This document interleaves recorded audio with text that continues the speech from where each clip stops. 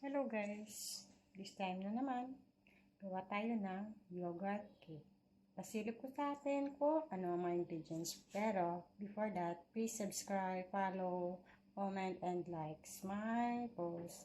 Thank you. Ito is flour, baking soda, baking powder, and salt. Mimix ko na siya. Ito naman is egg, yogurt, sugar, at butter. Mix din natin.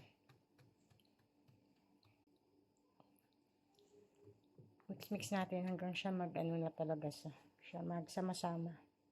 Nasa screen naman yung guys, yung ingredients niya. Mix lang until mag-combine na siya to lahat. Ito na guys, add na natin yung flour na minix natin. Dahan-dahan lang.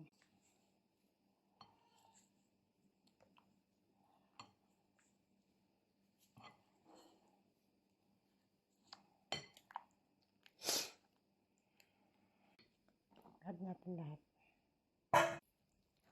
Fold natin. Hanggang sa mag-ano na rin siya. Mag-mix na rin. At maging maganda ang result. Ito na guys. Nag-combine na siya. Kaya transfer na natin.